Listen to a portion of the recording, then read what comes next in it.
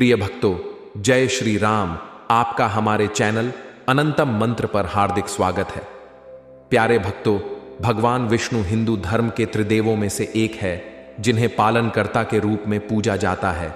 उनकी महिमा अनंत है और उनके उपासकों को शांति, समृद्धि और आध्यात्मिक उन्नति प्राप्त होती है।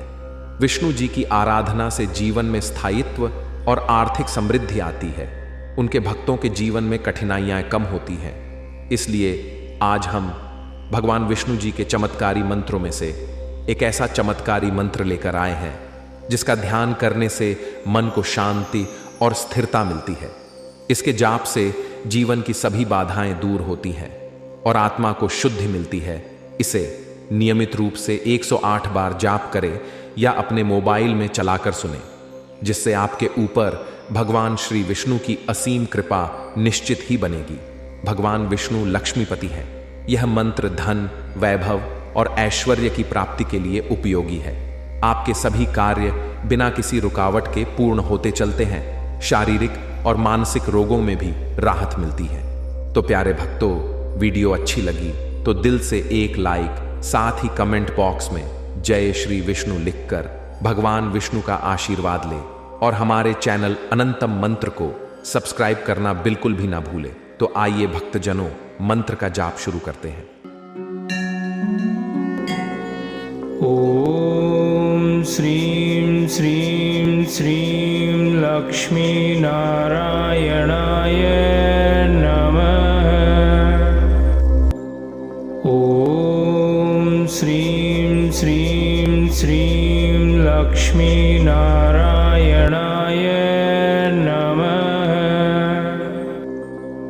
ओम श्रीं श्रीं श्रीं लक्ष्मी नारायणाय नमः। ओम श्रीं श्रीं श्रीं लक्ष्मी नारायणाय नमः। ओम श्रीं श्रीं श्रीं लक्ष्मी नारायणाय नमः। ओम श्रीं श्रीं श्रीं लक्ष्मी नारायणाय नमः। ओम श्रीं श्रीं श्रीं लक्ष्मी नारायणाय नमः। ओम श्रीं श्रीं श्रीं लक्ष्मी नारायणाय नमः। ओम श्रीं श्रीं श्रीं लक्ष्मी नारायणाय नमः। ओम श्रीं श्रीं श्रीं लक्ष्मी नारायणाय नमः। ओम श्रीं श्रीं श्रीं लक्ष्मी नारायणाय नमः। ओम श्रीं श्रीं श्रीं लक्ष्मी नारायणाय नमः। ओम श्रीं श्रीं श्रीं लक्ष्मी नारायणाय नमः। ओम श्रीं श्रीं श्रीं लक्ष्मी नारायणाय नमः। ओम श्रीं श्रीं श्रीं लक्ष्मी नारायणाय नमः। ओम श्रीं श्रीं श्रीं लक्ष्मी नारायणाय नमः। ओम श्रीं श्रीं श्रीं लक्ष्मी नारायणाय नमः।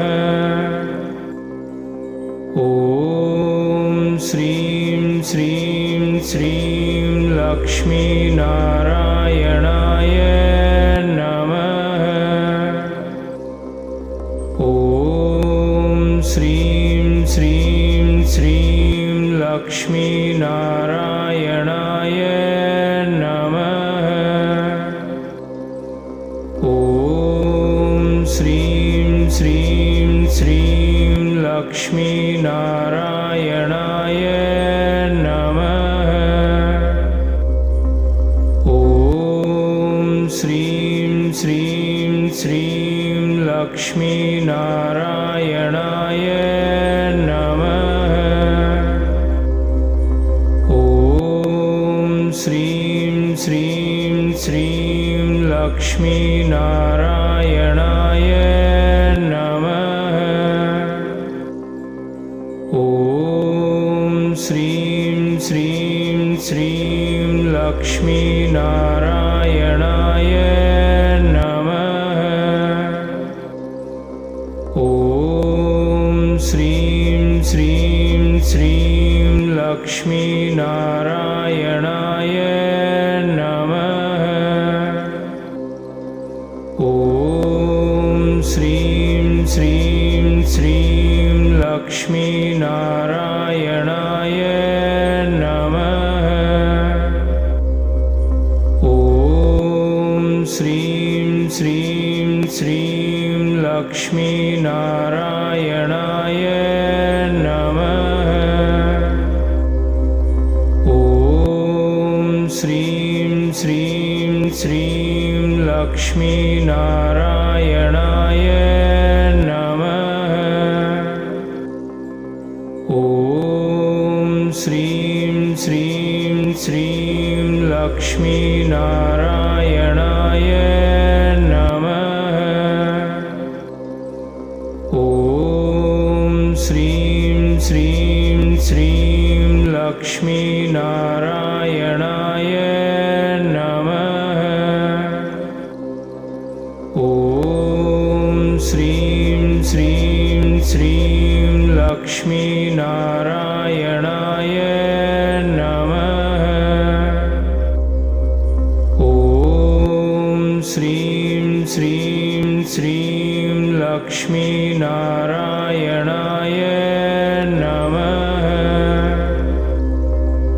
ॐ श्रीं श्रीं श्रीं लक्ष्मीनारायणाय नमः।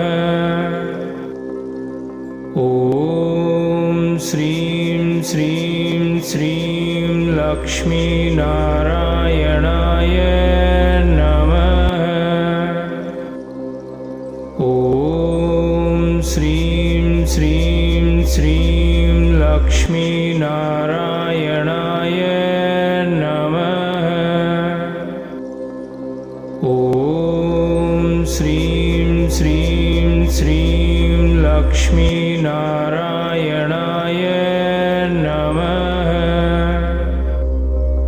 ॐ श्रीं श्रीं श्रीं लक्ष्मीनारायणाय नमः। ॐ श्रीं श्रीं श्रीं लक्ष्मीनारायणाय नमः। ॐ श्रीं श्रीं श्रीं लक्ष्मीनारायणाय नमः।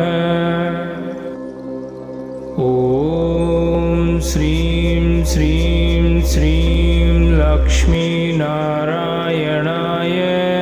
नमः। ॐ श्रीं श्रीं श्रीं लक्ष्मीनारायणाय नमः। ॐ श्रीं श्रीं श्रीं लक्ष्मीनारायणाय नमः। ॐ श्रीं श्रीं श्रीं लक्ष्मीनारायणाय नमः। ॐ श्रीं श्रीं श्रीं श्रीं लक्ष्मीनारायणाय नमः। ॐ श्रीं श्रीं श्रीं लक्ष्मीनारायणाय नमः। ॐ श्रीं श्रीं श्रीं लक्ष्मीनारायणाय नमः। ॐ श्रीं श्रीं श्रीं लक्ष्मीनारायणाय नमः। ॐ श्रीं श्रीं श्रीं लक्ष्मीनारायणाय नमः। ॐ श्रीं श्रीं श्रीं लक्ष्मीनारायणाय नमः। ॐ श्रीं श्रीं श्रीं लक्ष्मीनारायणाय नमः। ॐ श्रीं श्रीं श्रीं लक्ष्मीनारायणाय नमः। ॐ श्रीं श्रीं श्रीं लक्ष्मीनारायणाय नमः। ॐ श्रीं श्रीं श्रीं लक्ष्मीनारायणाय नमः। ॐ श्रीं श्रीं श्रीं लक्ष्मीनारायणाय नमः। ॐ श्रीं श्रीं श्रीं लक्ष्मीनारायणाय नमः। ॐ श्रीं श्रीं श्रीं लक्ष्मीनारायणाय नमः। ॐ श्रीं श्रीं श्रीं लक्ष्मीनारायणाय नमः। ॐ श्रीं श्रीं श्रीं लक्ष्मीनारायणाय नमः। ॐ श्रीं श्रीं श्रीं लक्ष्मीनारायणाय नमः। ॐ श्रीं श्रीं श्रीं लक्ष्मीनारायणाय नमः।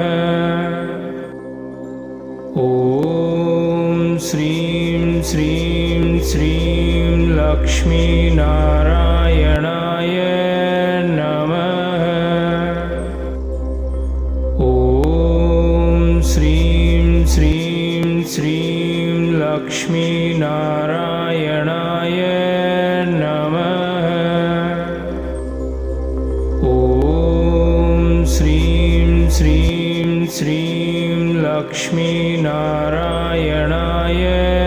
नमः। ॐ श्रीं श्रीं श्रीं लक्ष्मीनारायणाय नमः। ॐ श्रीं श्रीं श्रीं लक्ष्मीनारायणाय नमः। ॐ श्रीं श्रीं श्रीं लक्ष्मीनारायणाय